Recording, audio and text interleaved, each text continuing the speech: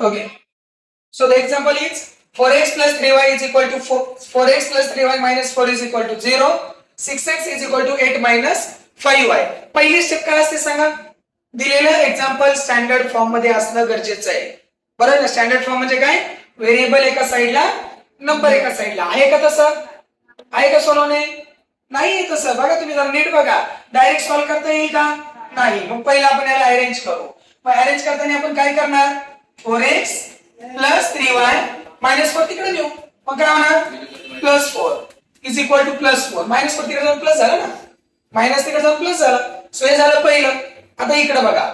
Number त्या साइडला तसाच ठेवू. मायनस 5y इकडे आणू. म्हणजे काय होणार?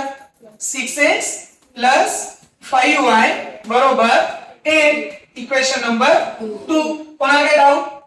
एकदम clear. So 4x plus 3y is equal to 4.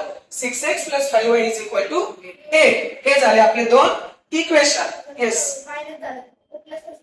पुढं सेकंड इक्वेशन. हा मायनस आहे ना? हा तो इकडे आल्यानंतर काय होईल मला? झालं का प्लस? अजून काही डाऊट? ओके. समजलं? Yes or no? So plus कसं आलं समजलं? एक नेहमी गोष्ट लक्षात ठेवायची. इज इक्वल टू साइन जर क्रॉस केली तर साइन चेंज होतात. प्लसचा मायनस, मायनसचा प्लस, इंटूचा डिवाइड, डिवाइडचा इंटू. पण जर इज इक्वल टू साइनच्या एकाच साइडला जर आपण खेळत बसलो, either left side or either right side, तर साइन नाही चेंज करायची, जागा बदलू शकतो. साइन चेंज नाही होणार इज इक्वल टूच्या एकाच साइडला जर आपण. म्हणजे काय? इथं बघा 6x इथं नेऊ शकतो, 5y इथं आणू शकतो. साइन बदलेल का? नाही. पण जर ते इक्वल टू क्रॉस करून गेले तर साइन बदलणार. मग आता इथं बघ minus 5y equal to cross करून आलाय का नाही? मग साइन बदलेल का नाही? बदल का नाही? मायनसचं काय होणार? प्लस, प्लसचं काय होणार? मायनस, इंटूचं डिवाइड, डिवाइडचं इंटू. समजलं का? कळतंय? मग आता हे आले का आपल्या कंट्रोल मधले एक्झाम्पल? करू शकतो आपण स्टार्ट. ओके. सो आपली पहिली स्टेप काय असणार आहे? Compare equation with. आता 1 and 2 तेच असतं, तर लिहायला ते अजून वाटतं म्हणून टाका. आपण डायरेक्ट करू. तुम्ही असे वेगवेगळे पेन नाही वापरायचे. हायलाइट करण्यासाठी फक्त मी वापरतोय एकच पेन यूज करायचा. एकतर ब्लॅक करा किंवा ब्ल्यू करा. Because you are studying in state board. State board साठी आपल्याकडे दोन ऑप्शन असतात. Either we can use black or blue. Okay. But CBSE board साठी फक्त ब्ल्यू पेन असतं. समजतंय? त्यामुळे जो पेन आहे ते मग हेडिंग हे असं ते तसं करू शकता. इथपर्यंत ठीक आहे. पण बोर्ड मध्ये कोणता तरी एकच पेन यूज करा. ठीक आहे. पुढे बघा. आता काय होणार? a1x plus b1y. Close the notebook and textbook. Just focus over here. And c1. a2x plus b2y is equal to c2. हे आता आपल्याला मगाशी काय केलं माहिती आहे ना? तेच करतोय आपण. we get. आपल्याला काय काय भेटणार आता आपण लक्ष देऊन बघू. काय काय भेटणार? a1 भेटणार, नंतरून b1 भेटणार, नंतरून c1, त्यानंतर a2, नंतर b2, नंतर c2. Any doubt? क्लिअर एकदम? ओके. सो आता आपण ते व्हॅल्यू पाहू. a1. आता बघा x ची जागा कोण आहे? x आहे. कधी कधी काय होतं माहिती का? अजून एक ट्विस्ट सांगतो. क्वेश्चन कसे तुम्हाला चुकवणार कसं हे सांगतो. आपल्याला ना शिकताना ना ते बघायची चुका पुढे होऊ शकतात. कधी कधी ना ते x आणि y इंटरचेंज केले असेल. इक्वेशन देताना 3y plus 4x is equal to 4 direct दिलं असेल. आपल्याला वाटेल अरे वा स्टँडर्ड फॉर्म मध्ये एक्झाम्पल एकदम सोपं, पटकन गॅलीवरून करा कम्पेअर. पहिलं बघा, पहिला x आहे का, नंतर y आहे का. जर तुम्हाला पहिला y घ्यायचा असेल तर खालच्याचा पण पहिला yच पाहिजे. हे असे पण काही एक्झाम्पल आहे एक्सरसाइज मध्ये की ज्यामध्ये तुम्ही जर पाहिलं नॉर्मली एक्सरसाइज मध्ये जर पाहिलं तर असे पण काही एक्झाम्पल असतात की ज्या ठिकाणी तुम्हाला काय करतात हे ना व्हॅल्यू इंटरचेंज करतात. तुम्ही जर मिसलेनियस मध्ये जर पाहिलं तर त्यामध्ये तुम्हाला दिसेल. समजतंय? त्यामुळं नेहमी लक्षात ठेवा व्हॅल्यू प्रॉपरली आहे का, म्हणजे नंबर बरोबर x आहे का, x च्या बरोबर x आहे का ते पण बघा. नाही तर इथे x आणि इथं y आणि आपण लिहितोय a1 a2 चुकणार. म्हणजे मग आपल्याला मेथड येत असून आपण चुकणार. तुम्हाला कळतं का आपण पुढे पुढे चुकू शकतो? काय बोलायचं कळलं? तर बघा आता a1 बघा x ची जागा x, a1 4, b1 3, c1 4. Direct सांगा पटापट. a2 6, b2 5, c2 8. Any doubt? Clear? So आता नेक्स्ट पॉइंट काय करतो आपण आता? काय फाइंड आउट करतो? Now first you have to find out d. d म्हणजेच कोण? हे दोघं. बरोबर आहे? Yes or no? सो बघा आता हे काय होणार? a1 लक्ष द्या. a1 B1 A2 B2 हे बघा थोडा त्रास होईल. मी गॅरंटी देतो तुम्हाला की अशा गोष्टी ज्या असतात ना एवढं डायरेक्ट केलं जातं. एक्झाम्पल पुस्तकामध्ये पण डायरेक्ट केलेलं आहे. आपण थोडं डिटेल करतो, त्रास होईल पण चुका कमी होतील. आपल्याला मला सांगा त्रास झालेला चालेल का चुका झालेल्या चालतील? त्रास झालेला चालेल, बरोबर का नाही? जेवढा त्रास होईल ना तेवढं आपण म्हणतो टाकीचे गाव सुचल्याशिवाय देव पण येत नाही, बरं आहे का नाही? एखादा मूर्ती एखादा दगड आहे, त्या दगडापासून जर मूर्ती कॉमन एक्झाम्पल सगळेजण सांगतात, दगडापासून जर मूर्ती बनवायची असेल तर त्या दगडाला छन्नी हातोड्याने आपल्याला हे करायला हॅमरिंग करावंच लागतं ना, तरच त्याची मूर्ती बनते ना, बरोबर आहे का नाही? जर छन्नी हातोड्याने मारताना जर तो दगड जर रडत असेल किंवा एक जस्ट टेक वन एक्झाम्पल जर हे होत असेल तर त्याची मूर्ती कधी बनू शकते का? नाही. तसंच तुमचं आहे, तुम्ही पण आता एक नॉर्मली काय एक स्टोन एक दगड आहे, तुमच्यापासून जर मूर्ती बनवायची असेल तर आम्हाला तुम्हाला तुमच्यावर काय करावं लागतील? छन्नी हातोड्याचे घाव घालावे लागतील किंवा तुम्हाला ते घाव सोसावे लागतील. आणि जर तुम्ही या गोष्टी जर सोसल्या आता जर सहन केल्या तर तुमच्यामध्ये नक्कीच देव पण येईल. ही साधी आणि सरळ गोष्ट आहे. यामध्ये असं खूप रॉकेट सायन्स असं गोष्टी नाहीये की नाही सर काही असं आहे का म्हणजे आम्ही दगड का असं काय.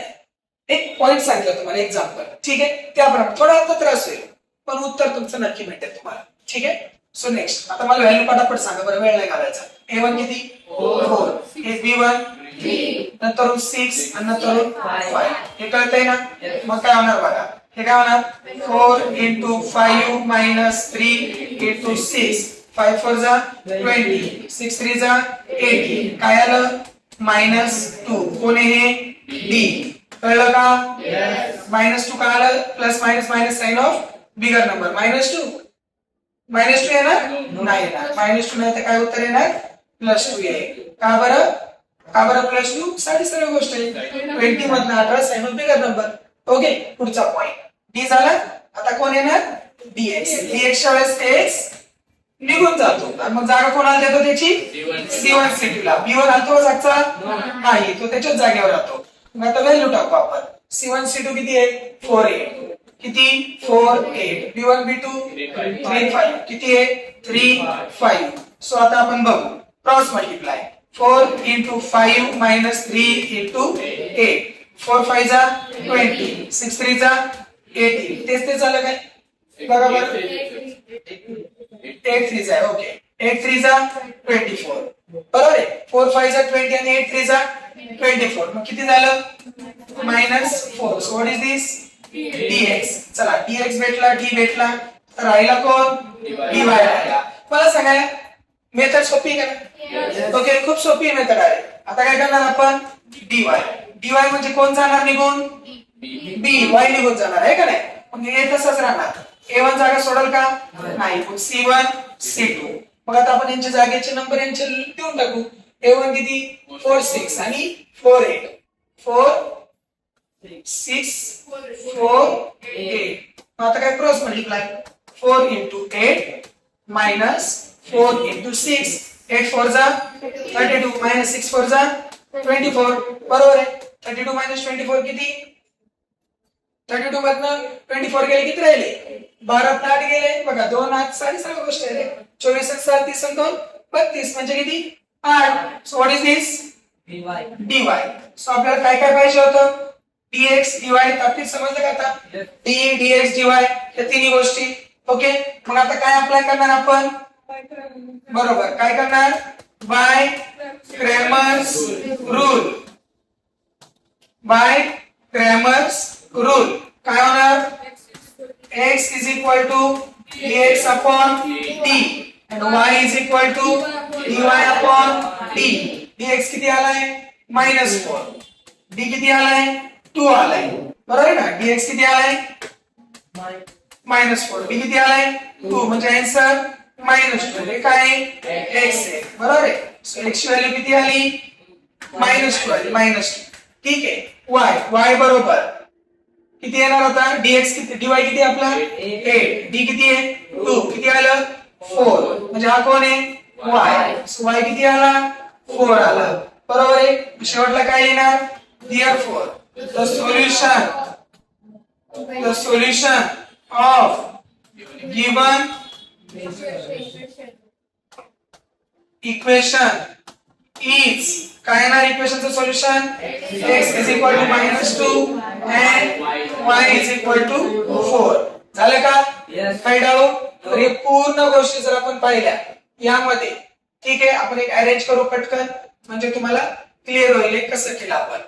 ठीक आहे, लक्ष द्यायचंय समोर पूर्ण आन्सर. अजून पण जर कोणाला डाऊट असेल तर त्यांनी नक्कीच विचारा, त्यांचे डाऊट क्लिअर केले जातील. पण नुसतं बसून राहू नका. समजतंय? डाऊट काय आहे ना त्यांनी लवकर क्लिअर करा. पण मला असं वाटतं की डाऊट नसावं. बरं, क्लिअर झाले असतील सगळे डाऊट. प्रॅक्टिस करत राहा तुम्ही, फोकस राहा, तुम्हाला बरोबर सगळ्या गोष्टी क्लिअर होतील. ओके, पण त्यासाठी तुम्ही लक्ष देणं गरजेचं आहे. ठीक आहे, बघा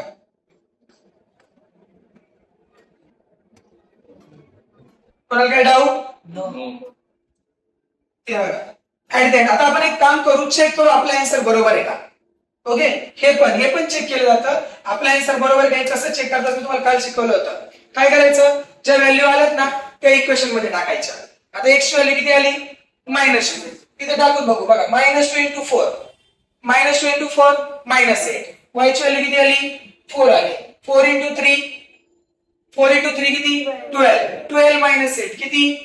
12 मध्ये 8 गेले किती राहिले? 4 राहिले. आले का 4? म्हणजे आपली व्हॅल्यू बरोबर आहे. दुसरं पण बघू, खाली पण बघू. x value -2, 6 into -2 -12. y ची व्हॅल्यू 4, 5 4 जा 20, -2 सॉरी -6 2 जा 12, -12 आणि 20 किती आलं उत्तर? 20 मधनं 12 गेले, 20 मधनं 12 गेले 8 बघा 8 बरोबर येत 8 म्हणजे आपलं बरोबर आहे. समजतंय? त्यामुळे याला त्याला उत्तर विचारण्यापेक्षा आपल्याला बघू शकतो आपण की आपण जे आन्सर फाइंड आउट केलंय ते बरोबर आहे की नाही. म्हणून या इक्वेशनला सायमल्टेनियस इक्वेशन म्हणतात. का? कारण simultaneous equation means what? The equations having common solution. ह्या x आणि y च्या व्हॅल्यू ह्या दोन्ही इक्वेशनला ऍप्लिकेबल आहे. समजतंय? So this is all about what? Cramer's rule. ठीक आहे, राईट.